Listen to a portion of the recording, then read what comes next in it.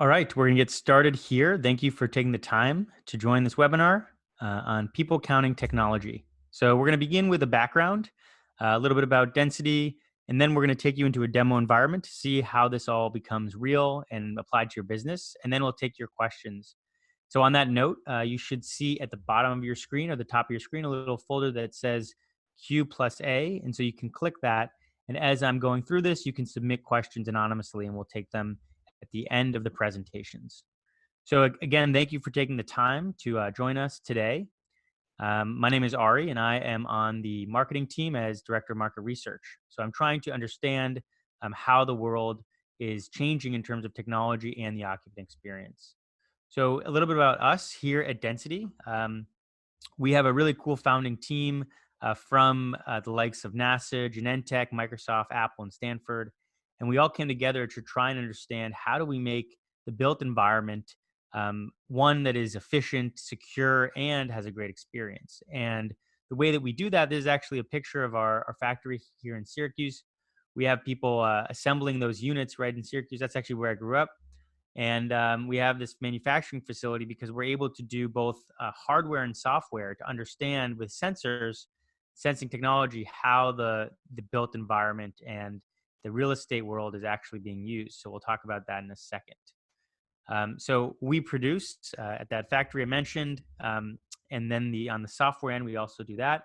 The most advanced people counting sensor. So you'll hear me say this a lot today, but density is not a camera. It doesn't capture any person identifiable information. And that's especially important with certain use cases that we'll get into. And it's designed to measure the real-time space use, so occupancy. Overall, how are spaces being used? How are buildings being used? Rooms being used? Parts of buildings being used or floors? So it can do all of that with the sensing technology. And three things that are really kind of a differentiator for us is that we're able to get accurate data of how many people are in different parts of a building. We're able to do it anonymously, so we don't have to worry about privacy and GDPR and infringing on on the people and the experience of the place, and then real time. So we're able to capture this data in real time and integrate it into other systems. So this is the sensor, and it gets mounted above a doorway, and it's always tracking through that threshold how many people are entering and exiting space. So some of the clients that we work with, they span all across the gamut of different industries, from workplaces, from hotel and hospitality, airlines, and to big facility. And that's really what's interesting about all of these different logos on here is they all have this commonality of having the importance of making sure their people, whether it's their customers, their employees, whether it's the people that they serve, how their experience can be better. And they're also managing large amounts of real estate. And those are the two biggest kind of line items of any business, right? Your people and your place. And so they're using density to kind of figure out how do we balance those two things and make those two things are in sync with data and real-time data and how those spaces are being used. So what I'm going to do here is start to paint a picture of why do you want to actually count people? So I said we built this sensing technology and it allows you to understand, across your spaces, across all those different companies I mentioned, how many people are in different spaces and where are they in terms of a floor plan? How are they using the space? So here's some of the things you can do with that data. Number one, you can improve the occupant experience. So what that means is when you know how many people are in different parts of the space, you can better serve them, right? Both in terms of short-term needs, like maybe as we see here, there's a lot of people, there's a big amount of traffic flow in certain parts of a building, and you need to send staff there. You need to clean that area, or you need to service that area. But also over time, if you know that different parts of your buildings are used a certain way, you can start to design and allocate and make sure those needs are met. You can drive better and a more efficient operations. So that's things like facility use, energy use. All of those different smart building buzzwords that we're hearing all come down to, do you understand how your people and your place are interacting? And then drive growth in terms of revenue. I mean, what we're seeing here is huge cost savings when people actually understand how their spaces are being used. So let's say in workplaces, we have a client who was able to save over $1 million just in 1 month of using density because they found out that, in one of their offices in New York, no one was actually showing up. And where they were showing up was actually only on select floors, so they were able to reconsolidate and have cost savings there. And then security and life safety. So once you know how many people are entering and exiting a space, you can also link that into your security systems and say, okay, only one person badged in, but two people entered. That's a security threat. So no matter what you're trying to kind of fit into an organization with sensing technology, it really can play to having this balancing act between the occupant experience of making people happy, but also cost savings and more the efficiency mindset. So whatever you're trying to do, whether it's more on the side of the hospitality or workplace or even colleges we work with, you're always thinking about my people, my place, and what are their needs and how can we connect those. So just at a high level, you have this sensing technology. You start to get a sense for how people are using the space, and then you start to in real time make some changes, and over time make some changes too. So that's kind of the overall framework, and we're seeing this as the infrastructure, the needed infrastructure in any smart building or any kind of technology that's advancing these places. Okay, so let's get into how this actually works. So I've said before that it's not a camera. What we're doing is we're actually using depth images. So it looks a little bit like thermal, but it's not. It's actually depth. So imagine almost like a topographical map or sonar that's pinging the space in 3D and scanning using lasers and looking for all the objects beneath it and recognizing one object from another. So we're using these algorithms, and you can see here on the right, the algorithms are able to discern that those are two humans exiting the space. And so imagine you have this on different doorways, all of your threshold or choke points, we like to call them throughout a building. You can start to understand in real time and over time how many people are using the space, where they are, and how the traffic flow actually happens on a day by day, month to month basis. So this is kind of our approach. And what we found is that in order to actually deliver those experience and efficiency gains that I mentioned, you have to get an accurate understanding of how the spaces are used. And the problem is, to do this well, you have to actually measure humans in space. And it seems like something simple because we do it every day whenever we go into a building. But there's a lot of challenges that are involved, right? You have people that go in groups. You have people that are pulling different objects that are not humans, that shouldn't be counted as humans. You have people walking in and carrying objects. So all of these complexities mean the requirement for a technology to be able to understand how a space is being used needs to be able to deal with all of these cases.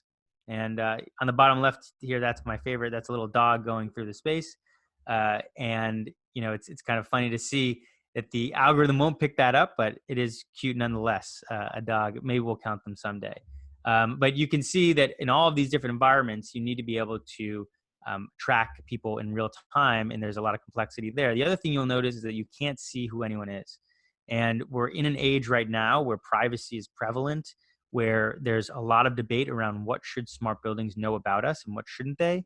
And our vision is one where, in the cases where you're actually trying to measure people, they shouldn't always be tracking the individuals throughout a building. So yes, in some security cases that makes sense, but in all the surveys and research that we've done, we've found that people do not want to be tracked individually throughout the space. And that's especially true in places like universities, workplaces, and large campuses.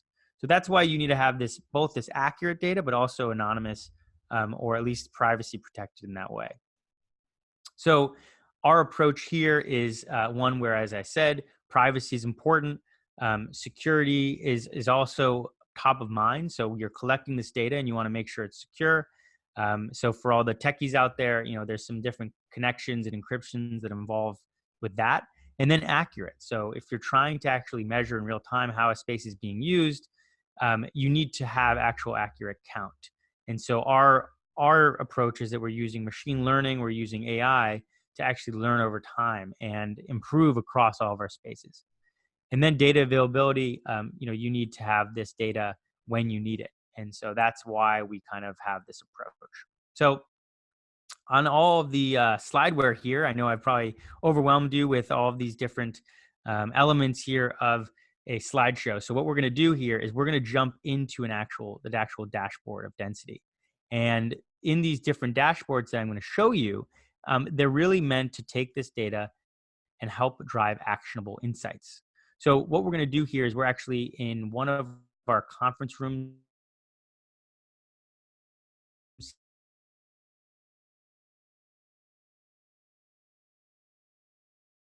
in a workplace, and we're trying to understand how much space do I need? Am I using the space, and what are the available spaces in my portfolio? So what we can do here is we can see that this conference room. This is how many people visited on every given day. We can see this was when the board meeting was, so there was a little spike in traffic in this location.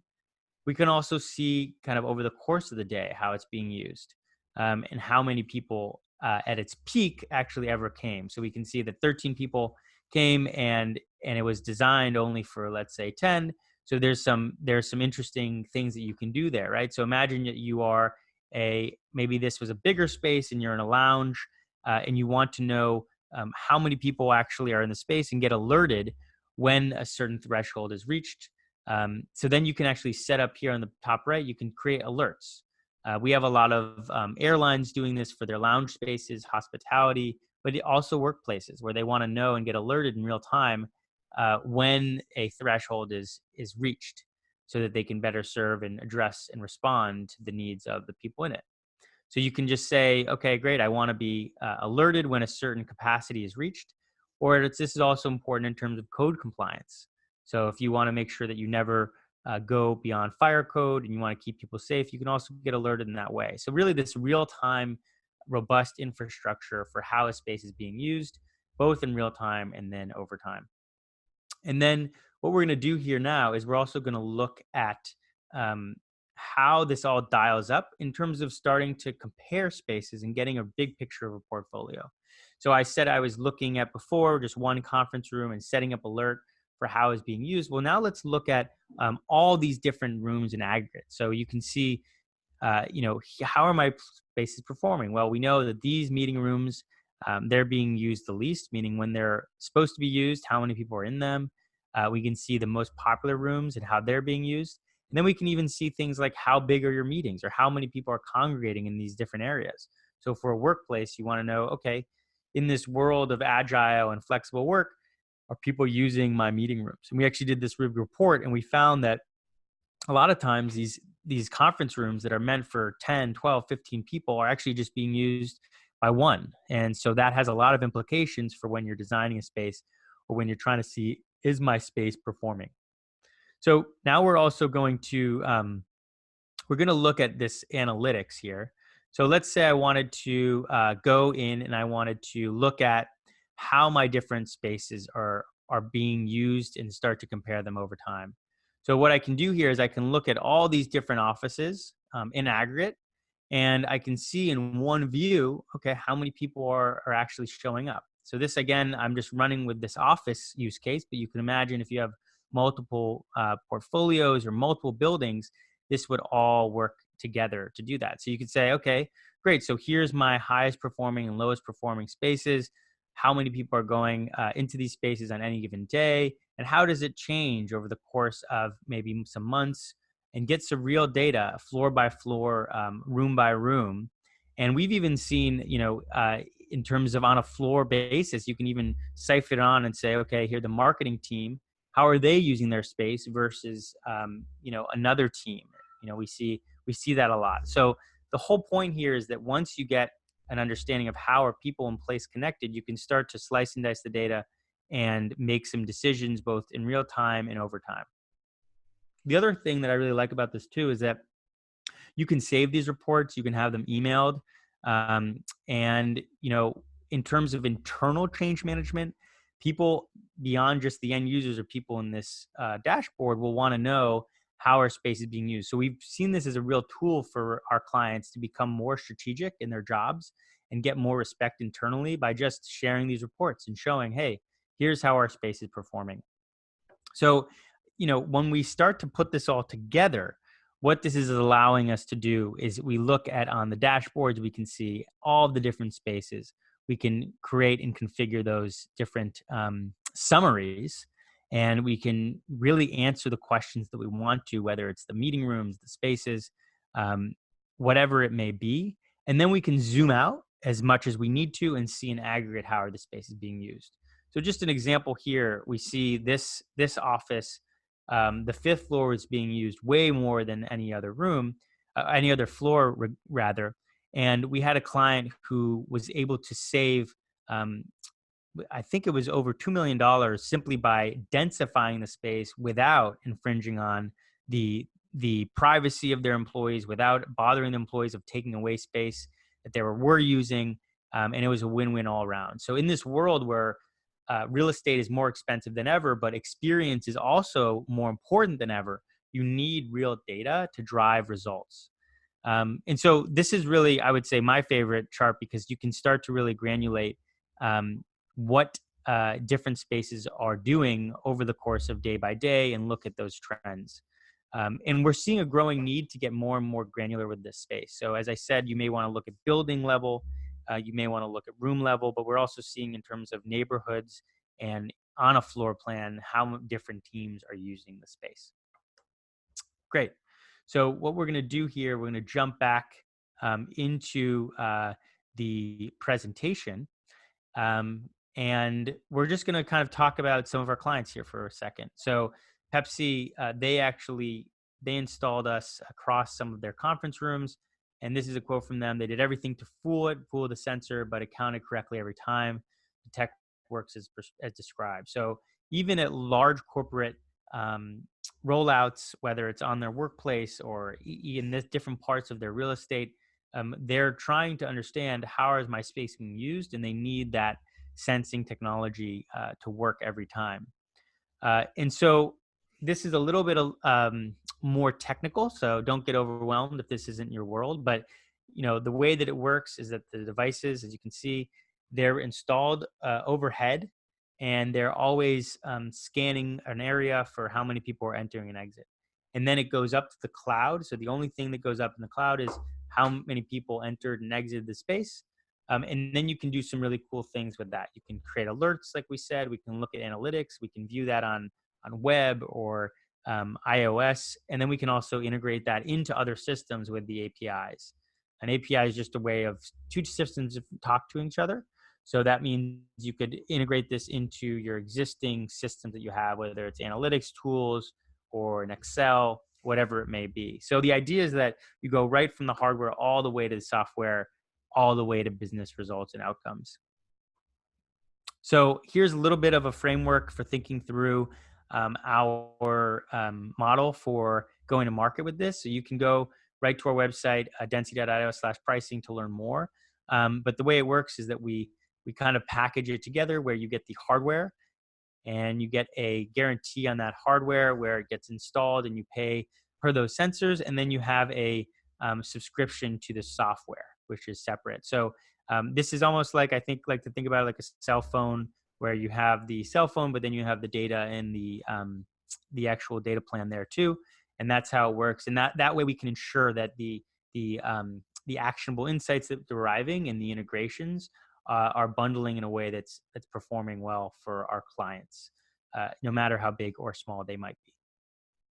So just at a high level, there's, for anyone, whether it's, we're actually working with, let's say, churches, with a couple of different spaces. They want to know how are their spaces being used. They may be on a plan that allows them to get just up and running with with just a few churches or stores. And then we have all the way to enterprise clients who are dealing with millions of square feet across multiple parts of the globe. We have a major telecom that's installing us with the enterprise package across 80 countries. So that's pretty exciting. 20 countries. So that's pretty exciting there, and over 80 different parts of their portfolio. Great. So I think, now that we've gone from why we need it, how it works, and what it could mean to you, I'd love to take some of your questions. And I know that was a lot to handle, so I appreciate your patience there. And it looks like we have a couple questions rolling in. Again, as I'm going through these, you can submit questions at the top of the bottom of your screen with that Q&A folder, and just type them in, and then I'll answer them right now. Okay, so have workplace teams used your data to inform decisions or implement change? Yeah, that's a great question. So there is this overload right now of talk that you need data in the workplace, and if you're going to densify a space, for example, or cut down on real estate, you need data. Well, we've had multiple teams. I would say near a dozen right now in the workplace space itself that are using this data to inform decisions. Here's some of the things that they're trying to do. Number one, they need to understand things like, do I want to switch to activity-based working? Do I want to do free address with my desks? How much of my portfolio do I want to move to flexible, meaning co-working spaces? How many floors do I actually need? Is remote working meaning that I actually don't need as much space? How many people are coming into different floors? Are they using their desks? All of those questions are things that we can answer, and that we can help assist with any hypotheses you might have. So whether it's, I need to know how many people are coming in, or I need to know how many meeting rooms, there's all of these questions that go into a robust workplace strategy and real estate plan, and you need data to do it, and you need data on your own employees. So we've definitely helped multiple clients do that. And even on like the operations side and the service side. So we worked with LinkedIn across multiple cafeterias of theirs to see how much food do they need to order, or how many people actually using the cafeteria, and then making that data available so that people can see where there might be a cafeteria that they can go to that's less busy. That's the employee side. So all of this infrastructure is tying into how people are using and benefiting from the data. Okay. How does the device integrate with other systems and tools? Great question. So that is being done with an API. So basically what happens is the device is constantly collecting data on how many people are entering and exiting the space. And then it can drop that data into different systems, whether it's a booking software for conference rooms, whether it's an IWMS with a floor plan, whether it's an integrated system, whatever it might be, we can integrate that into the data, or even security and access control. Like I said before, that's a growing need for us, where one person badges in, multiple people enter, we can alert the security systems as well. So are the reports that you showed us exportable? Great question. Yes, they are. So like I said, there's different parts of a team that can benefit from this data. So you can actually export the data and share it as an email. We have multiple clients who do that. They share it to their whole staff or their whole senior leadership on a weekly, monthly basis. And then they're able to kind of stay relevant and be a strategic leader in their own business. We're overwhelmed with all the sensors. How do we figure out which ones to choose? Yeah, that's a great question. So we're hearing that people definitely want more data. They want to collect it in more ways, and what that means is whenever people are in a new space, they kind of can get overwhelmed. So our advice would be to start simple. So in your job, you're already making dozens of decisions every day, whether it's with your staff or with your real estate or how to better serve your people. And so with those decisions, the question is, how can this data help what you're already doing and do it better? And so the clients that we see of most successful are using our data to make their jobs easier, not inventing a whole new problem that they then want to solve. And so they come to us because they need that accurate data, and they need to do so that they can actually get that data being used across their organization. And so our approach of accurate and anonymous data in real time is allowing them to do that. Okay, can we expand on the implementation of your system and deployment plan? So that's a great question. Let's make it a little more real. So the way that it would work is that you have a real estate portfolio, whether it's big or small, you're going to have different spaces that you want to be measured. So what we would do is we simply are able to take those devices and connect them through PoE Plus or through a regular power outlet and Wi-Fi. And we're able to track how the spaces are being used just by getting those systems up and running. So the sensors get installed above those thresholds, above the doorways, and then it can be turned on and start tracking and start measuring. So we're able to get through and navigate info security processes, work with IT if needed or not. And because we're privacy by design, we don't really have any problems there. So that's been a big win and differentiator for us. Well, great. We're looks like we're at the time here, and we have answered your questions. But again, please reach out. We really would love to hear from you and help you with your challenges as you think through all the different ways that maybe sensing technology and density can help you in your business. So thank you so much, and you can find us at density.io or email us at sales@density.io. And we'd love to make this webinar more relevant to you with a one-on-one conversation. Thanks so much and have a good rest of your day.